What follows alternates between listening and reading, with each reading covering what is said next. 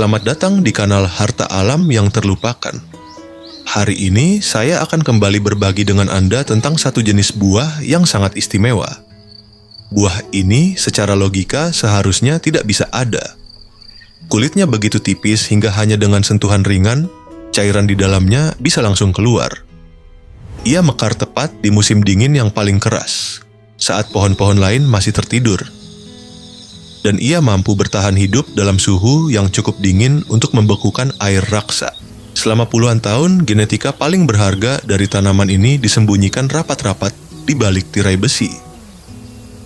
Ia diteliti secara diam-diam di pusat-pusat pertanian di Siberia sebagai sumber makanan bertahan hidup bagi rakyat yang kelaparan. Saat para petani di Amerika sibuk menyilangkan apel agar terlihat indah di rak toko, para ilmuwan Soviet justru berusaha menciptakan buah beri yang bisa menghangatkan tubuh manusia dari dalam. Bentuknya mirip blueberry yang ditarik memanjang seperti di cermin bengkok.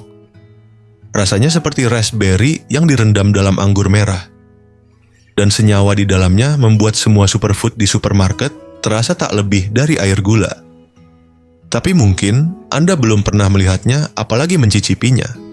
Inilah Honeyberry Lanithera Coeruleae si terbuang dari dunia buah-buahan. Sebelum kita masuk ke bagian utama, jika Anda merasa video ini bermanfaat, silakan ketik angka 1 atau tulis kata suka di kolom komentar. Itu adalah bentuk dukungan paling hangat bagi tim kami. Dan jangan lupa untuk menyukai video ini, berlangganan kanal, serta membagikannya kepada orang-orang yang Anda sayangi. Sekarang, mari kita menyelami lebih dalam. Untuk memahami mengapa tanaman ini merupakan keajaiban biologis, kita perlu melihat ke dalam bagaimana ia bekerja dari dalam dirinya. Honeyberry adalah bagian dari keluarga tanaman Lonicera yang biasanya menjadi tanda bahaya, karena kebanyakan jenis honeysuckle dikenal beracun. Tapi ini bukan jenis biasa. Ia adalah pengecualian, satu bentuk keanehan evolusi yang justru diciptakan untuk bertahan di alam liar utara yang membekukan. Saat bunga persik atau ceri akan layu dan rontok, jika suhu turun di bawah 28 derajat Fahrenheit, bunga honeyberry justru tetap mekar dan kuat hingga suhu 19 derajat Fahrenheit. Batangnya bahkan masih hidup di suhu minus 53 derajat Fahrenheit. Dalam dunia tanaman buah, ia ibarat kendaraan lapis baja. Tangguh, tidak rewel, tidak rapuh, tapi kekuatan sejatinya bukan hanya di ketahanannya. Selama ini kita percaya bahwa blueberry adalah raja dari antioksidan. Tapi itu hanyalah cerita setengah benar. Mari kita bedah kenyataan itu bersama. Ambil satu buah blueberry dari toko. Belah perlahan. Apa yang Anda lihat? Kulitnya biru, tapi bagian dalamnya pucat hijau keputihan, transparan. Khasiatnya ternyata hanya di permukaan. Sekarang coba belah honeyberry. Daging buahnya merah tua keunguan, pekat dan kuat hingga ke tengah. Warna ini bukan sekadar cantik, ia menandakan kehadiran antosianin, terutama satu senyawa super bernama cyanidin 3-glucoside, atau disingkat C3G. Ini bukan antioksidan biasa. Dalam uji klinis, C3G terbukti 3,5 kali lebih kuat dibanding bentuk lain yang ada dalam vitamin E. Ia bukan hanya menangkal radikal bebas. Ia membantu tubuh mengatur peradangan hingga ke tingkat sel. Kita bicara tentang senyawa aktif, bukan sekadar pelengkap iklan. Mari masuk ke angka nyata. Berdasarkan analisis spektrometri massa oleh Universitas Saskatchewan dan Universitas Dalhousie, 100 gram blueberry biasa mengandung sekitar 160.200 mg antosianin. Honeyberry mulai dari 400 hingga 1.500 mg, tergantung varietasnya. Artinya, bisa naik sampai 750%. Soal vitamin C, jeruk hanya memberi sekitar 53 mg per 100 gram, sedangkan honeyberry bisa sampai 186 mg. Setengah cangkir kecil saja sudah memberi Anda vitamin C lebih banyak dari 3 buah jeruk tanpa lonjakan gula darah dari fruktosa. Dan yang paling mengejutkan, tanaman ini bisa tumbuh subur tanpa pupuk kimia, tanpa pestisida, tanpa perlakuan istimewa. Kita sedang bicara tentang buah super alami yang tumbuh di tanah biasa dan menyimpan kekuatan yang tidak banyak orang tahu. Honeyberry sebenarnya bukanlah tanaman baru, hanya saja baru sekarang kita mulai mengenalnya kembali setelah ia sempat dilupakan dunia luar selama berabad-abad. Tanaman ini mungkin belum populer di sini, tapi ia bisa tumbuh subur di dataran tinggi Indonesia tanpa banyak perawatan. Sejak dahulu kala, masyarakat Ainu penduduk asli Hokkaido di Jepang Utara telah memuliakan tanaman ini sebagai bagian dari tradisi hidup mereka yang menyatu dengan alam. Mereka menyebutnya haskap, yang berarti buah panjang umur dan banyak berkah. Bagi orang Ainu, haskap bukan sekadar camilan untuk musim dingin. Ia dianggap sebagai teratai dari utara ramuan suci yang dipercaya membawa ketahanan tubuh dan semangat hidup dalam iklim beku yang nyaris tidak bersahabat.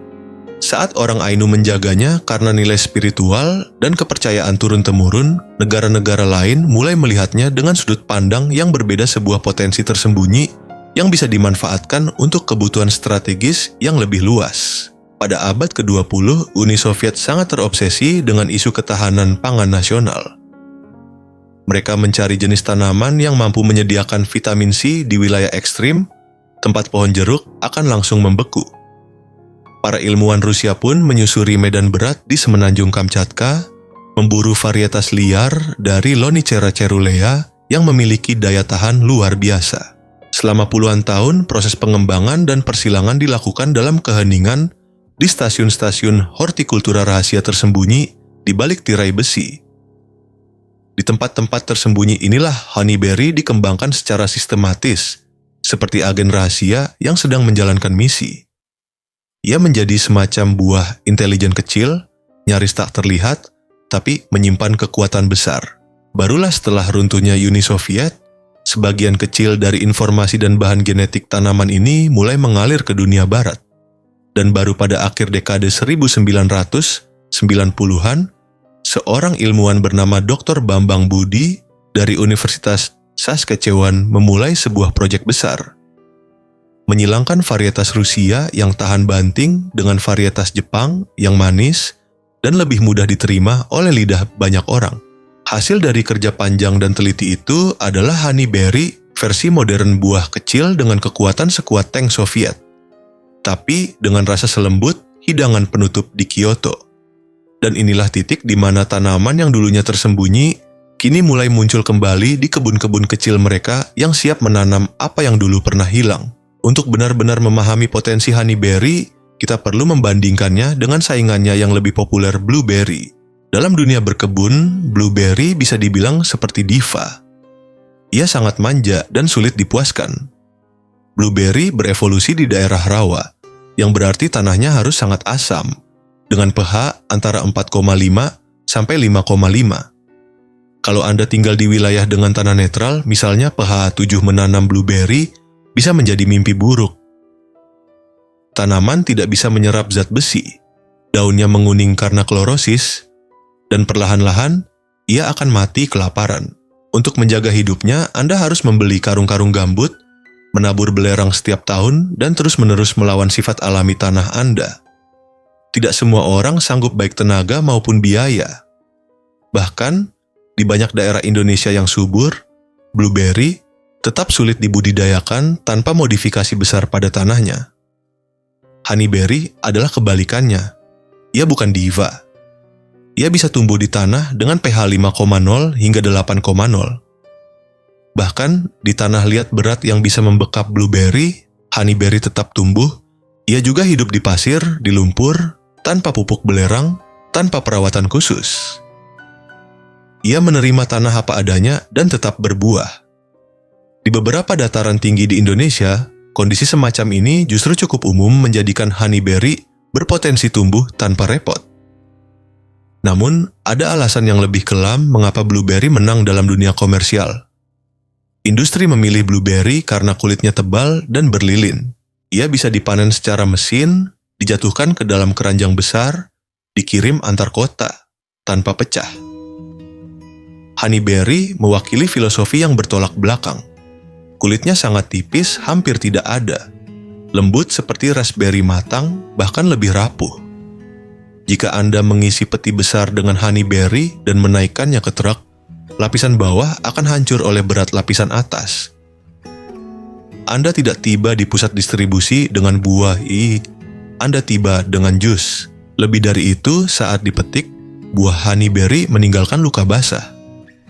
Dalam istilah botani, ini disebut wet scar bagian terbuka di ujung buah. Blueberry bisa menutup lukanya sendiri dalam hitungan menit. Honeyberry justru terbuka dan bisa bocor.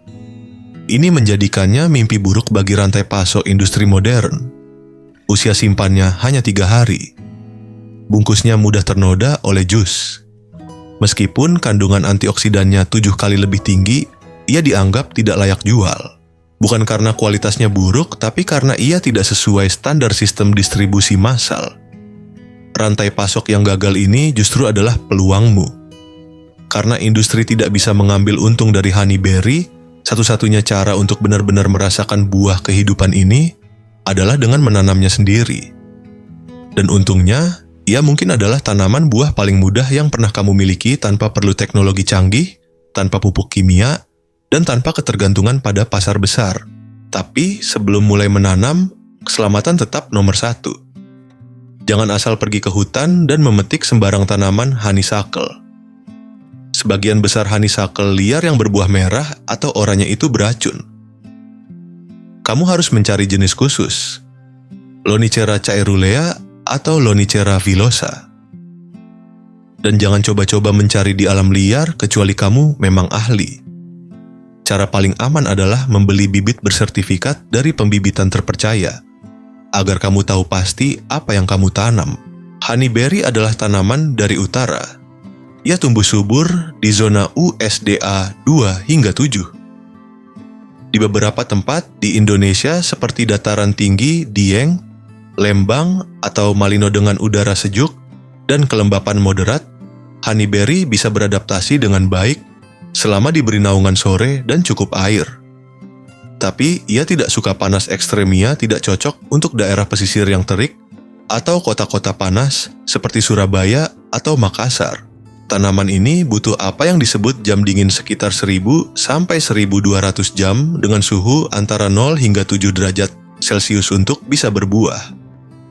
Di musim dingin, ia akan menggugurkan daun dan terlihat seperti batang mati. Tapi jangan panik, itulah kekuatannya. Ia sedang tidur.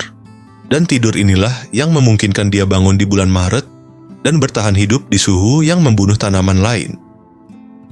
Inilah jenis tanaman yang dilatih oleh alam untuk sabar dan kuat. Ingat baik-baik, jangan beli benih. Ini penting. Honeyberry tidak tumbuh true to seed.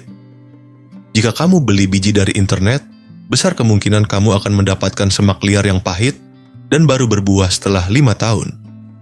Kamu harus membeli bibit dorman atau plek tanaman kecil yang sudah jadi untuk menjamin hasil manis. Ini seperti memilih benih nasi unggul. Bukan soal tanam asal tumbuh, tapi soal tumbuh dengan kualitas yang sudah teruji. Cari di pembibitan khusus, bukan di toko bangunan atau pasar biasa. Cari varietas seperti Aurora, Borealis, Indigo Gem, atau yang dijuluki The Beast. Vendor seperti Honeyberry USA, One Green World, atau bahkan Stark Bros. Dan Proven Winners sudah menjual varietas unggulan yang dikembangkan oleh Universitas Saskatchewan. Beberapa varietas seperti Yesberry sangat cocok untuk pekarangan rumah. Ada satu aturan penting, honeyberry tidak bisa berbuah sendirian. Ia butuh pasangan. Kamu harus menanam 2 varietas berbeda yang berbunga di waktu yang sama. Kalau kamu tanam Aurora, pasangkan dengan Borealis atau Indigo Gem. Kalau kamu beli The Beast, pasangkan dengan The Beauty. Kalau tidak, kamu hanya akan dapat bunga tanpa buah. Ini adalah pelajaran dari alam. Kehadiran pasangan membawa hasil. Tanamlah honeyberry di tanah langsung, awal musim hujan atau menjelang musim kemarau. Tumpuk dengan mulsa tebal agar akarnya tetap dingin, lalu biarkan saja. Rusa tidak tertarik karena daunnya berbulu. Hama jarang datang karena buahnya matang di akhir Mei atau awal Juni, saat serangga belum aktif. Tanaman sehat bisa hidup hingga 50 tahun. Ia seperti pohon warisan sekali tanam, memberi berkah panjang. Soal rasa, bayangkan perpaduan antara blueberry, raspberry, dan blackcurrant. Manis, sedikit asam, tapi kaya dan dalam.